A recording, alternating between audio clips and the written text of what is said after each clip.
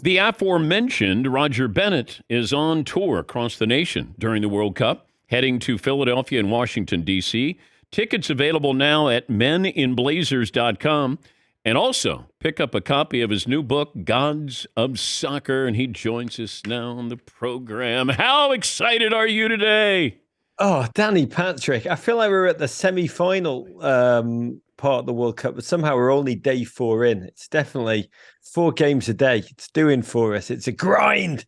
It is a grind, this one. Grind of wonder. And Japan surprises Germany today. In the Axis Powers Derby. Yes, it was. It's quite shocking. The whole traditional world order is being stood on its head. Today, Japan dumping Germany. The tiny, tiny residue of Englishness in me, I think, Dan, I realise is just that I do laugh out loud when Germany lose. Yesterday, Saudi Arabia, an astonishing moment. Saudi Arabia outplayed tournament favourites. Lionel Messi's Argentina. It was like seeing a 16 seed, like the Retrievers just dump a number 1 seed. It was an astonishing thing. The Retrievers, if the Retrievers were slightly less cute and like had autocratic underpinnings. Can there be a third one on Friday? Can the mighty US, Dan Patrick? Our team. Our team. Yeah, why are you even joking? There's an inference of humor in that when you say our team, but bloody hell. Do not let my accent fool you. I ride with Team America with the same passion that Kenny Powers will be cheering for America. I imagine Springsteen will. If Springsteen gave a crap about football, Dolly Parton definitely all in on this young American team. I'm not going to lie. Do you hate England? Do I hate England? So that's a long question, which we don't have time for. I wrote an article for the Wall Street Journal. They asked me, who am I cheering for? Like, as if it was like an anguish, a Sophie's choice. Like, oh my God, this must be hell for you. And it's really not. It's really not. The England played the US women in 2019 where Alex Morgan scored, drank tea, mimed drinking tea. And my God, I was on tour then. We were in Nashville, Tennessee, and I threw my beer in the air and screamed out loud just as loudly as some of the Tennesseans who've been in that state for decades, even, families have been there for multi-generations. I'm from Liverpool.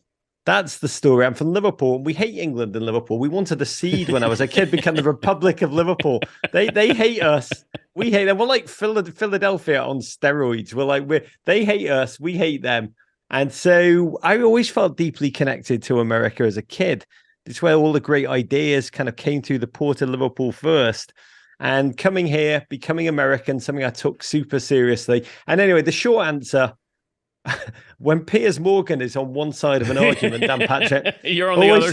Always choose the other, whatever it is. Right? And how about the interview that he did with Ronaldo? Did you see this interview with Ronaldo? If you're Ronaldo, why do you do that interview with Piers Morgan? That's what I don't understand. I mean, Ronaldo is like Tom Brady. If you don't know who Ronaldo is, America, he's like a bottle of Drakkar Noir turned into human form, an elite footballer, one of the greatest, undoubtedly. And the things that drove him to greatness were a selfishness, a vanity, a deep, deep, deep focus. And as he ages like Tom Brady, those same things, the selfishness, the vanity, have actually been quite destructive. He's had a great club, second return to Manchester United, which would be like if Tom Brady suddenly went back to the New England Patriots. It's been a disaster. And he decided on the eve of the World Cup to do an interview where he wanted to crap on the club. And he decided to do it with Piers Morgan. Dan, why would he go? Because why he wanted to be released. He got what he wanted. Yeah, that's and it. So did Piers. God love, he got mild relevance in everywhere. But we have serious things to talk about in every regard. Let's not talk about that kind of human blight on a day when England are about to play the United States. Possibly, do you think people are going to watch? You'd know this. In my bubble, like, it's been talked about as one of the great moments for football. The day after Thanksgiving. A great time, and it's not truly competing with the American sporting calendar. There's a sliver of hope. You got a window of opportunity viewing wise, I would think.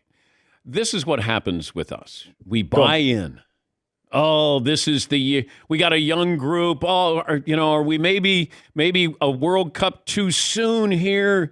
And then England beats us 5-1, and then we go, that's what we're worried about. Worse when Iran beats us again, 1998. Yes. Right after the hostage crisis, and the president called up the team and said, America's expecting you to do your duty. And they were kind of like, don't worry, President, we're going to do our duty. We're going to open up a can of whoop ass on the great Satan. And we kind of self-defecated with the United States watching. It set the game back decades. How big would this be if the United States beats England? For the game of football in the United States, a game of dreams and yearning. I moved here in 1994. The World Cup then that was here was meant to put football over the top in this nation overnight, because we like overnight things in America. The yo-yo, the pogo stick. Instead, it's been a slow and steady grind. If this young team were to beat America, even you mentioning it, Dan Patrick, in Dan Patrick's accent, while I look at you in the eye, it gives me shivers. It would be the thing, because the women are world beaters back to back. The United States women have been one of the great drivers of growth for the game I love in the nation I love. If the United States men beat mighty England, who just won 6-2 against Iran, it would possibly be the thing that would make the game go. Having said that, I've just used a phrase that was used by the one single journalist in 1950 when the United States, a team of, like, there was an undertaker playing for us. We had a minor league baseball catcher. It was just an amateur team of duffers beat the mighty England. 1950, we won 1-0, a movie, Game of Our Lives, was made about it. And the coach after that said, this win is all we need to make the game go in America. And no one turned up at the airport to greet them when they came home. So many false dawns. And anyway, Dan, it's a massive if. It's a massive if. Let's not kid ourselves. I know. By the way, in case you're not able to watch what Roger has, he's got a Montreal Expos hat on. You have Tracy Chapman album behind you, I believe. Yep. Sadness is always lingering behind every door. That's a reminder. Whenever you're too happy in life. Your Walter Payton painting behind you. Oh, what a legend. The greatest. One of the reasons I'm in America, the Super Bowl Bears winning team, 1985. What else do you see, Dan? American flag? Yeah, lots of them. I told you. I ride with Team USA now. You beautiful human being. Do you want me to, this is like a tour. Okay, what would happen if England would get roughed up? What would it be like in England if the United States roughs up England? Let's say 2-0. God, I love this conversation. This is just like, you're taking me to my happy place.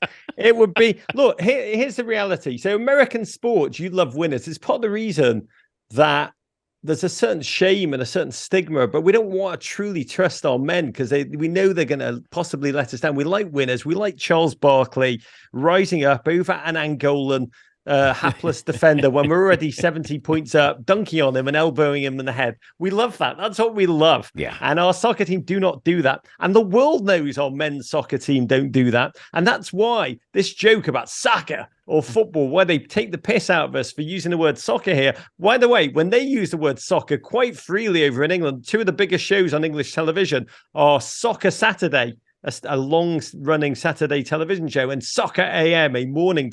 They use the word, but they laugh when we use it because they know that we know that they know that we have an inferiority complex, and the world loves where America has. We don't have much of. Where do we have much of an inferiority complex?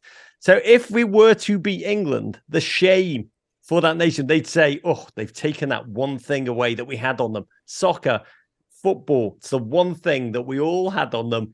And they've taken that away. And we took Adele, we took the Beatles, Rebecca Lowe, we took Corden. Now we're giving him back. We don't want James Corden. We gave him back. And we got Beckham. Beckham's ours now. Is he? He's having a complicated moment. I think Beckham is partially Qatari at this point. I'm not quite sure what part of his identity. He's doing a lot of spice marketing. He's doing a lot Did you say partially or partially? Oi! Both. I don't know which one it is. I don't know what that meant. It's quite a thing in England where he's been waiting for a knighthood for a long time, which is not coming. He's taken a lot of money to become an ambassador. Wait. They for Qatar. knighthooded. They knighted Nick Faldo. The great Nick Faldo. Beckham, I don't know how you're asking me how knighthoods work. What, I have no. shouldn't Bex be knighted? When the Queen died, and she had a crush on him. She probably had a crush on him. You can't. This is a Rebecca Lowe series of questions because when the Queen died, I got asked to do a lot of television. Like, can you come on and talk about the mourning? And I was like, honestly, I have no idea about any of that. So I came here to America to get away from all that crap. So the knighthood stuff, other people can explain. Yeah, I love that you're coming at me with the Nick Faldo got one. I don't know how it works. I just know that you will not be getting one. I won't be getting one. Maybe Fritz will get one. I've no idea how this crap works. Have a great weekend. God, I hope so. Yeah. I hope so. Yeah. I hope so. Yeah. We've got, I tell you who we're watching. We're watching the show live on Twitch with the game with Matthew McConaughey. So that could make for a great opening 45 minutes. It could be a very dark last 45. But Godspeed to you, Dan Patrick. And go, USA. All right. Thank you, Roger. That is the Men in Blazers, even though he's not wearing a blazer. He had a Montreal Expos hat on there. Roger Bennett.